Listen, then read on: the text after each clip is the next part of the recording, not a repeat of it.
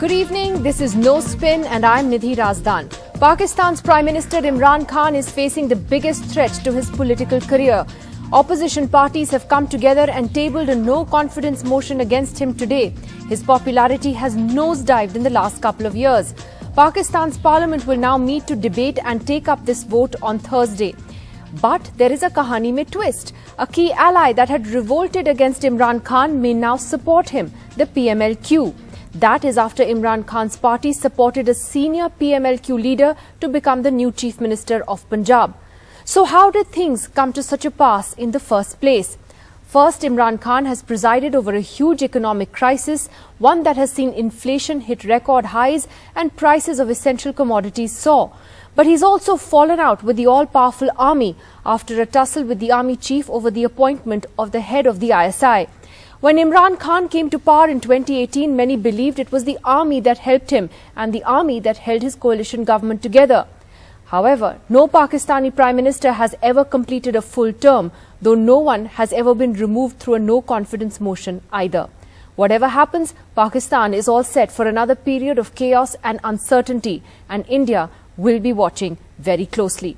Joining us first on the program this evening is Najam Sethi, the chief editor of the Friday Times. He also has his own television show in Pakistan and is one of Pakistan's most respected journalists. Mr. Sethi, thank you so much for being with us.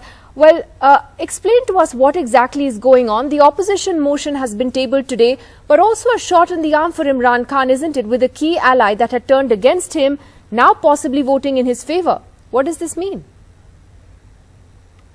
Yes, well, this is a last-minute development. Until a few hours ago, it seems as though the opposition had stitched it all up, especially since this morning the resolution for the vote of no confidence was carried through quite smoothly. And we were now ticking the clock for the next 7 days when the voting would take place. But today, a couple of hours ago, one key ally, as you point out, Chaudhry Parvez Ali of the Q League, has bolted. Imran Khan invited him over to Banigala and offered him the chief ministership. And he has 5 votes which are critical when the count comes down in Islamabad in 7 days' time. And there is another ally which has 7 votes. Those two are critical. The opposition will need about 10-12 votes to overthrow Imran. And these 7 and 5 are very critical. 5 are now, apparently, the leader of the 5 has said that they will vote with Imran. And in return, he's offered them the chief ministership of Punjab. The people in Karachi, the MQM, have 7 votes. Imran has called them over and is about to offer them the governorship of Karachi. So there's speculation that they too may bolt and may go back, as it were, to Imran Khan. In which case, then, there will be a serious numbers issue as far as the opposition is concerned. That's the bad news. The good news for the opposition is that 5 members from Balochistan have just announced their support for the opposition. So they are now +5. They need another 7. And there's another news that's coming in, which is that the Q League is split. The people who are joining Imran Khan have split. And so things are very much out in the open. It may be that even in the worst case scenario, if 5 or 6 or 7 or 8 or 10 members from Imran Khan's own party cross the floor, and right now, at least a dozen of them have said that they have openly, publicly said they're going to cross the floor. In that case, Imran is a goner again. So it's going to be a very touch and go, as it were. There's still 7 days to go, and a lot of these people can come and go. So we're going to keep the clock ticking, and excitement will continue to grow. Well, South Asian politics is always exciting. But irrespective of the numbers, Najam Sahab, how does this play out if the army, which is all powerful in Pakistan, is less than pleased with Imran Khan, as seems to be the case here? Yes, well, I mean, that's the big multi-million-dollar question. The army has distanced itself from Imran for very, very strong reasons, and we can go into those in a separate question. And right now they're saying we are neutral. Imran has been attacking them indirectly by saying there's no such thing as neutrality. You've got to stand in this battle between good and evil and morality and immorality. You've got to stand with me. And they've stepped back. They've basically said we've had enough. We've been supporting you, propping you up. Now we're getting a bad name because your government is both corrupt and incompetent, and people are angry. And so therefore we can't afford to be seen to be propping you up all over again. You're on your own now. Fend for yourself. The opposition smelled that this was a great opportunity and they've thrust the knife in. So that's where we are right now. If the establishment retains its neutrality, quote unquote, then Imran is gone. If the establishment steps up to help Imran again, and all they need to do is make a few phone calls to people who are thinking of going to Imran's side, they'll come back. And on the other hand, if they keep quiet, that will be taken to mean by the opposition at least that, well, they don't mind whatever we do. They are not ready to help Imran. So, it's all going to be touch and go. The speculation here is that all these comings and goings will continue. And until the last day, we will not know which way the pendulum will swing. How did Imran Khan, though, go from being the blue-eyed boy of the army to this, where he seems to have fallen out with the army chief? Yes, it's not just the army chief. Actually, he's fallen out with the core leadership of the army. And there are three reasons for that. The first is that when they brought him in, they genuinely believed that he would be able to deliver. He's a modern man, educated, young people with him, amenable to the idea of bringing experts in, and so on and so forth.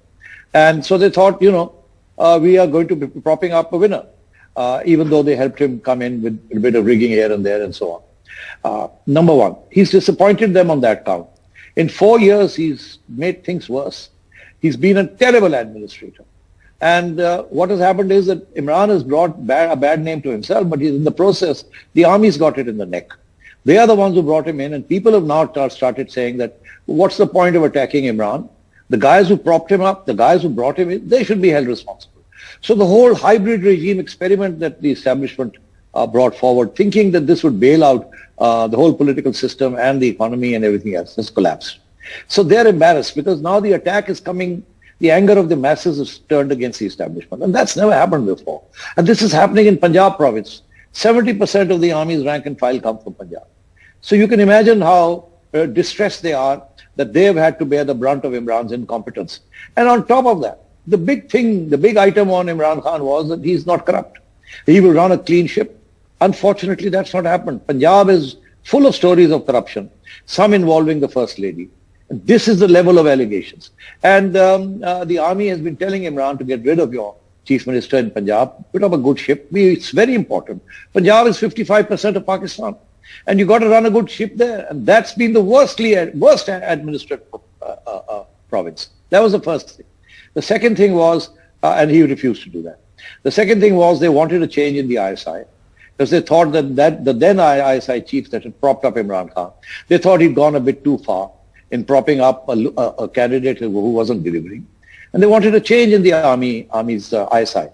And Imran said no, because he was depending on that particular general to keep bailing him out. And now, this is a very sensitive issue. It's an army post. And the army doesn't like it being taken over by a prime minister who then gets the ISI to do his political bidding. So that was the second thing. They wanted a change in command. Imran refused. Dragged his feet for 6 months. Embarrassed the army no end. Eventually he gave in, but then by the time he'd given in, there'd been a lot of bad blood. So that was the second thing. And the third was that Imran was thinking, has been thinking for some time that he will change the army chief and bring in a more pliant army chief. And this army chief was very pliant. But the fact that he couldn't take the pressure from his own colleagues who said, look, we've got to step back. He's hurting the institution. So now there's been this unwritten tension between the army chief and his colleagues and Imran. So there's been these three reasons why they step back. They're not helping the opposition, but they're not propping up the government anymore, which has led to this confusion and what you see happening in Pakistan today. Well, obviously here in India, we're watching this story very closely, Najam Saab. And what do you think the implications would be for India-Pakistan ties that have been largely frozen for the last few years? And a lot of that has to do with Imran Khan's rhetoric against India and the government here. So what happens if he goes?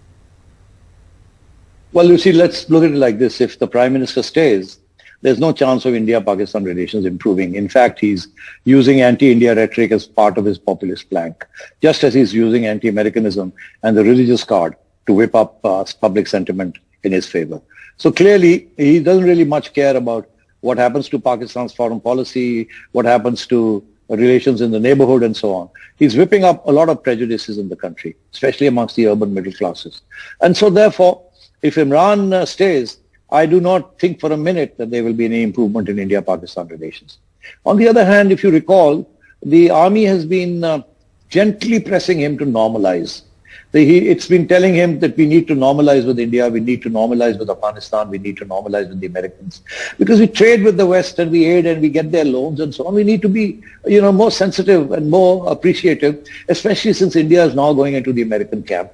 We can't afford that. We've got to stay close to the ground, as it were. Imran has been making anti-American statements. Imran has been making anti-India statements. And of course, this disquiet. Don't forget, it was the army that negotiated the ceasefire, which has still continued to hold. And the army is keen on focus on the economy, geoeconomics, not geostrategy. Stitch up your relationship with everybody else. Forget about jihad. Let's focus on doing good for this country now. Let's not get into wars all over again. Imran is actually not buying this. He's going the other way. This is originally Nawaz Sharif's agenda. And the army used to derail this agenda in the old days. Now the army has come around to the thing, the economy is collapsing. We need to stitch up our relationship and become a normal country, or as much as possible a normal country, especially in the neighborhood. And Imran is not playing ball. All right. Well, interesting days ahead. Najam Sethi, always a pleasure to talk to you, sir. Thank you very much for joining us. Najam Sethi there of the Friday Times, one of Pakistan's most respected journalists, giving us a perspective on what's going on there. Remember, this has implications for the entire neighborhood. We're joined by Abdul Samad Yaqub, who's a spokesperson for Imran Khan's Tehreek-e-Insaf party, also Musharraf Zaidi, who heads his own think tank. He's the founder and CEO. Also with us, KC Singh, former diplomat and strategic affairs expert, and Nirupama Subramaniam of the Indian Express, who's covered Pakistan very, very closely for many years now. Yaqub Saab, let me ask you first, are the next few days going to be a little nerve-wracking for you and your party as you count down to this vote? Indeed, the next few days are the most crucial days of the political tenure from last 3.5 years. Indeed, when there is a political turmoil, when the members over disgruntled MNAs are bribed and were taken to the Sindh House and the Marriott, then we can expect anything. Any surprise can be expected. I mean, the political dynamics of Pakistan is entirely different from the India. I mean, we have seen that no prime minister has ever completed his term. This is the fact. I mean, now I'm started feeling like the shelf life of the prime minister is not more than 3 to 4 years. This is the fact which I cannot remain in the state of denial. So one has to accept that the fact that we can hope that we will be successful from this political turmoil, and will retain our numbers. But let's see what is going to be happen in next 3 to 4 days. It's actually refreshing to see a South Asian politician being honest about having some nervousness ahead of a confidence vote. Normally we all say, we'll win 800 out of 500 seats in the vote. But let me ask you, Yaqub Saab, you've got, support from the PMLQ, which was actually saying earlier it would vote against the Prime Minister. So that is good news for you. But are you saying there's still some distance for you to cover to get the support you need? I mean, we are getting the support from, as they have declared the support. Previously, they were indecisive, and now finally they came to the conclusion. But sometimes there is a feeling that things are too late now. I mean, the political temperature is very high, and hopes are getting less, because the situation is sometimes like it's a very fragile situation, uncertainty. In the morning there is something different for forecast, and in the evening it's the political temperature, political weather is just like the weather of Islamabad nowadays, unpredictable. All right. Ambassador KC Singh, unpredictable, or do you think ultimately it really comes down to what the army is going to do? Look, in any country, any government basically has to cope with the people and the opposition. In Pakistan, in addition, there is the army, and it seems Mr. Sethi explained it very well, that Prime Minister Imran Khan has offended all three. So he doesn't seem to have any friends amongst the three different pillars which he can utilize. In addition, I think he's been a bit of a economically, you can't blame him, because I think generally because of COVID, because of disturbed conditions all over the world, economies have been doing badly all over the world. So that's caught up with him. And then, I have mentioned this before. He was seen in Moscow the day Putin was invading Ukraine. Now that would have sent a signal to the old friends of Pakistan, which would have then fed it into the army. That this is an absolute no-no. And the entire Western alliance is opposing Putin. Pakistan Prime Minister standing there, I think he misread the transition of the world. He probably thought in the new bipolar world. He is on the side of China and Russia. And that will suit him much better. That will suit Pakistan much better. But even the Chinese are stepping back a little. They realize the implications of the Ukrainian escapade are serious for them. Shanghai, as we speak, is under literally lockdown because of COVID there. So supply lines, supply chains are affected, trade is affected, inflation is there, energy prices are up. I think any prime minister will have a difficulty. And a prime minister who's got the opposition, who's upset everybody in the country, obviously has a greater difficulty. So I see it very difficult for him to stay on. He may last a few more weeks, but I doubt he's going to last much longer. Musharraf Zaidi, does the opposition have its act together genuinely? Because much like the Indian opposition, it was sort of very frayed and disunited in the beginning, and this one cause seems to have really brought them together. So do they really have an alternative in place if he goes? Well, Nidhi, there is an alternative in place, but I would not attribute what's happening now to the width of the opposition or the fact that the opposition has done something differently than what it's been doing for the last 3.5 years. And for the last 3.5 years, it's largely been licking its wounds. Now, a lot of those wounds have been, it has had to endure those wounds because of the vindictiveness and the small-mindedness of the Prime Minister and the PTI. But regardless, this moment right now and the crisis that Pakistan faces from a political perspective is not the genius of the opposition. This is what was discussed earlier in the program. It's a function of the Prime Minister falling foul of the military and security establishment's good books. This is obviously a natural state for every elected leader in Pakistan, whether they're elected with a thumping majority or the thinnest of minorities. But the opposition really doesn't have a leg to stand on as far as how vigorous it has been in terms of pursuing their agenda against the Prime Minister. And I'll also say, I mean, Casey mentioned, and he's absolutely right, he mentioned COVID-19. I think there's a lot of evidence that actually Prime Minister Khan has managed the COVID-19 crisis exceptionally well relative to the region, but also globally. There's sort of glowing reviews of how Pakistan managed COVID, both from an economic policy standpoint and from a public health standpoint, with the World Bank and The Economist and other sort of publications indicating that sort of difference. So I'm not sure that this is either the genius of the opposition or poor performance. Now, the Prime Minister has not been a superstar by any stretch, and there's been lots of weaknesses and a lot of own goals. But as you said, suffering. The bottom line is the relationship right with the military. The bottom line, as you said, is that absolutely. Yeah. Nirupama Subramaniam, you've written about this extensively. I thought it was interesting what Najam Sethi was saying, that if Imran Khan stays, there's really no hope for India-Pakistan ties, and how the military seems to have taken a more nuanced position on this, but Imran Khan is the impediment. Is that how you see it as well? Yeah, I think he's absolutely right. That is the right analysis. I think for a very long time now, I think about a year now, the army has been talking about geoeconomics. And,